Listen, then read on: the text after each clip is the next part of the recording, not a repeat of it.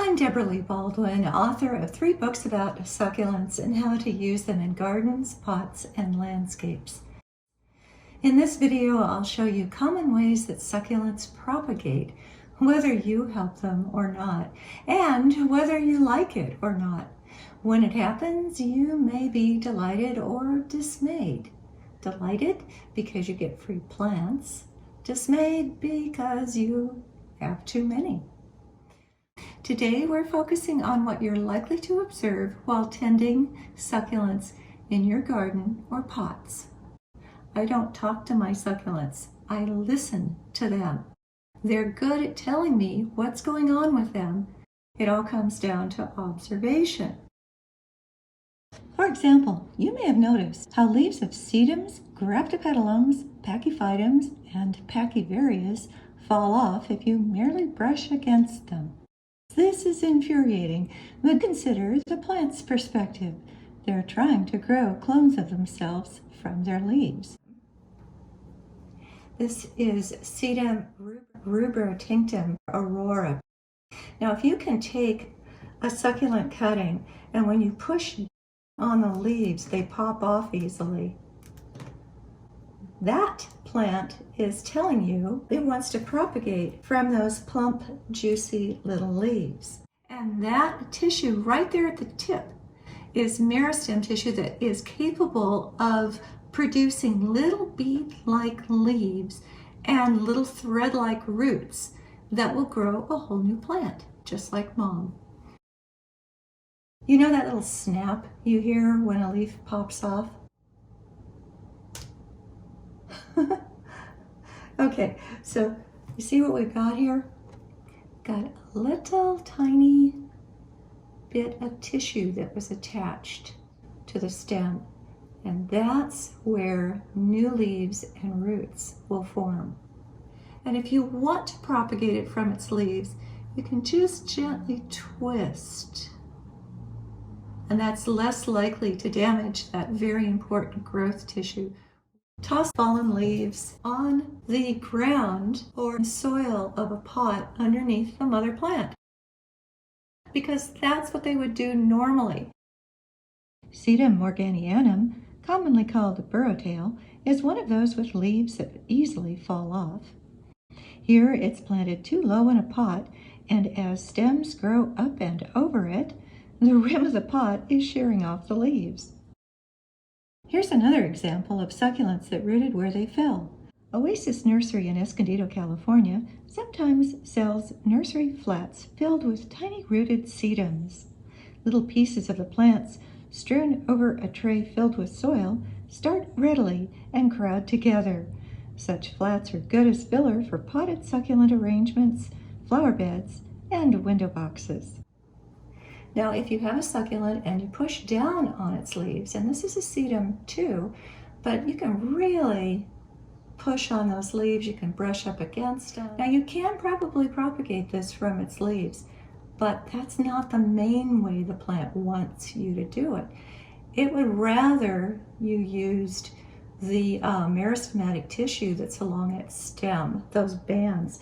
And you can see that better on these jade plant cuttings. Jades will prune themselves. This is a golem jade that has dropped a stem. They do that. And you can see where it's got new little roots that want to go downward, and the whole cutting is going to kind of curl up into a U where the leaves go up and those little roots go down. And you'll find it on the floor beneath your plants. And sometimes you'll just find pieces of your succulents that are feathered with little roots, and they're telling you, plant me before I dry out. Now, this is a Tephrocarpus articulatus, or paper spine cactus. You just sort of push against it, and there, it comes right off. Now, what it's trying to do is what a lot of opuntia or paddle cactus want to do. This is very closely related. They want to latch on to a passing animal, coyote, bunny, person and get carried over to another spot where they can fall off and root, well away from where they're competing with mom. Very smart. So that's what it's trying to do, and it will latch onto you if you're not careful. It's not one of the more dangerous succulents, but it does have glaucids, which are little hooked spines that you can barely see. And this is one plant that everybody who visits wants a cutting of. So I usually have a few kicking around that have fallen off all on their own and landed below the plant. Here's one I can't wait to show you. Look at this. Okay, you see how those roots have formed there? And it even has a baby coming out of the top. So it's happily propagating itself, but I can fill this, it's a vase actually, with water and just set the cutting in there like that. And the cutting senses that there's moisture and it encourages it to grow roots. Or this little nursery pot is just perfect for it. Just sort of settle it in there, and before you know it, you have a rooted plant ready to be potted. If you wonder why cacti tend to fall over or break apart easily, consider how that helps them propagate. Opuntia, commonly called paddle cacti or prickly pear, will propagate itself from a single fallen pad. Roots not only grow from the stem end, they grow from areoles as well, the tissue from which spines emerge. Columnar species tend to be shallow-rooted and top-heavy.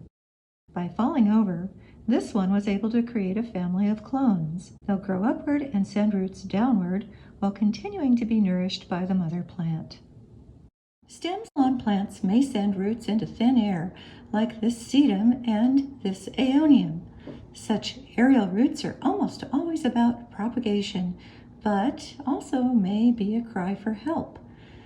A graptopetalum, at risk of dying from lack of water, produced aerial roots hoping they'll reach moist soil and revive the plant. I use the terms offsets, plantlets, and pups interchangeably to refer to baby plants that grow from the parent via a botanical umbilical cord. Depending on the type of succulent, this pipeline of nutrients could be above or below the soil. This sempervivum is sending its offspring in search of soil in which to root. Because they can't see, the best they can do is feel their way along and hope for the best. Look closely and you can see thread-like aerial roots forming at their bases. Arguably the most efficient succulents when it comes to propagation are agaves, especially those that pup, meaning they produce clones of the mother plant from their roots. Pups grow from underground roots that run parallel to the surface of the soil. These are white until they break through. When exposed to the sun, root tips then form leaves that turn green and photosynthesize. In other words, they have chlorophyll that interacts with the sun to create the energy baby agaves need to grow and thrive. Depending on the species of agave, when you buy one plant, you might get a dozen. This Agave americana's pups appear to squirm and kick as they try to escape from the container. Even if pups grow several feet from the parent plant, mom sees to it her pups are nourished. Agave angustifolia variegata is so eager to reproduce, it's pushing pups out the bottom of its pot. Agave lophantha is prolific, so it's good it doesn't get much bigger than a soccer ball. This is the variegate quadricolor. Doesn't this Agave lophantha splendida look proud of her offsets? Pups of agaves will go on to produce their own pups and grandpups. The most aggressive is Agave americana, commonly called century plant. They'll commandeer prime real estate and become too large, fanged, and pointy to remove easily. If what you want is one large majestic agave, dig up its pups before they get much bigger than cantaloupes. Or go with a gorgeous large agave that doesn't pup, like whale's tongue, Agave ovatifolia. You may think pups look cool, like this Agave americana marginata with feral plantlets poking out of gaps in a terrace. No, they're baby alligators, cute until they get huge.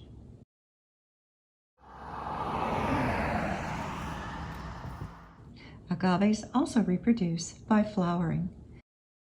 You know an agave is going to bloom when its center leaves come together like praying hands.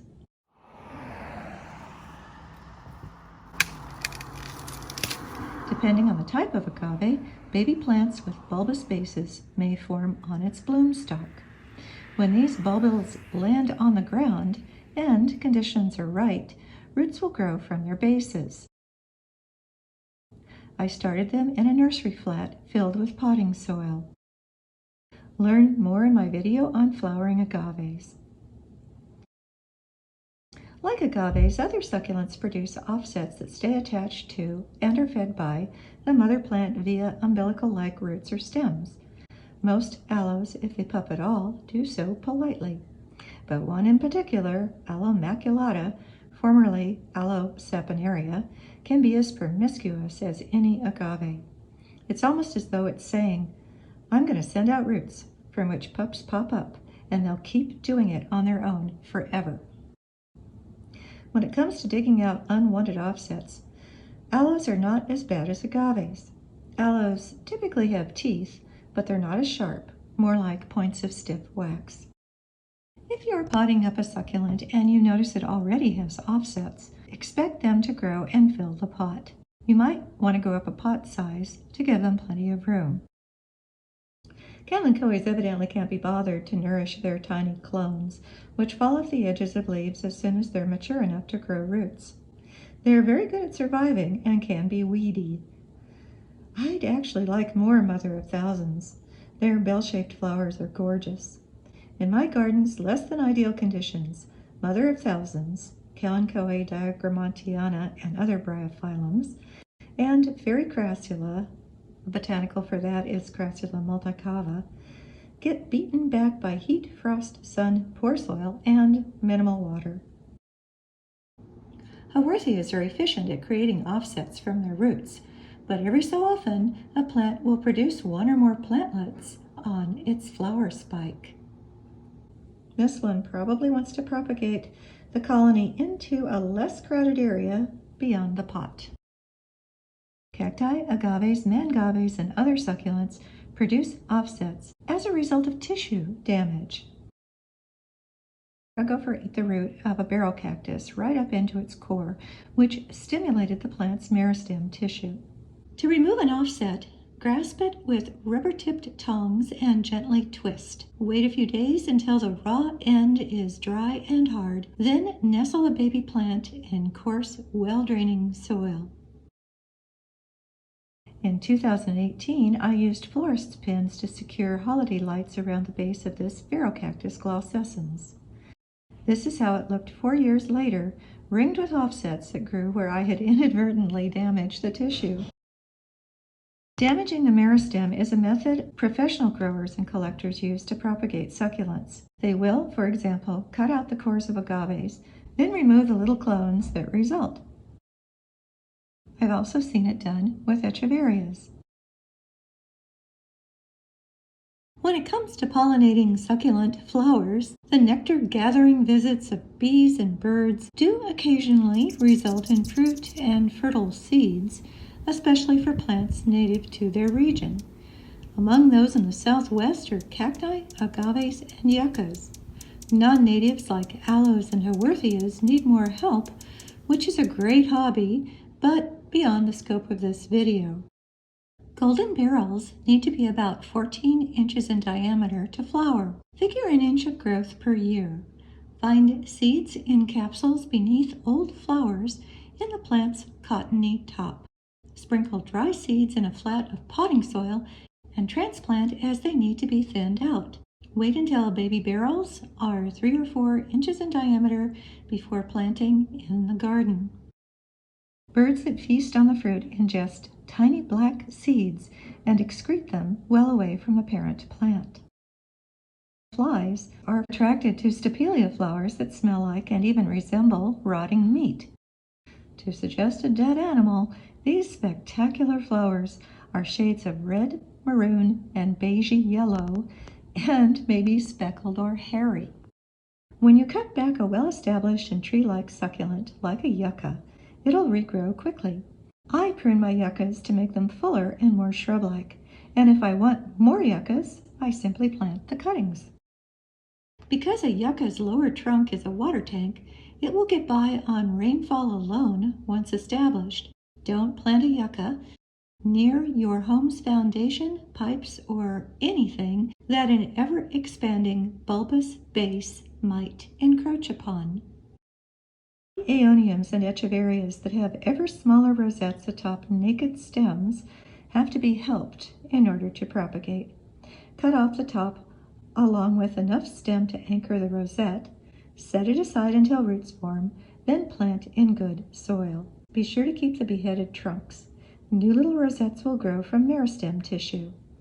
And finally, do protect cuttings and new baby plants from harsh conditions like freezing temperatures or harsh midday sun.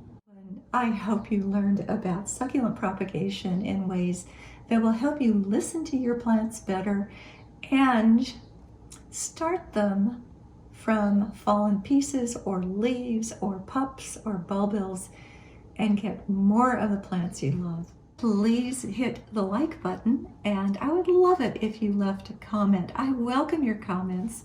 Please tell me if you've had interesting experiences with succulent propagation, or if you have questions and you'd like me to answer them. If you have questions about any aspect of succulents, find the answers in my books or on my extensive website dedicated to all things succulent, DebraLeeBaldwin.com. I'm very proud that my website has no pop-up ads. I welcome you to support me by watching my videos and buying my books.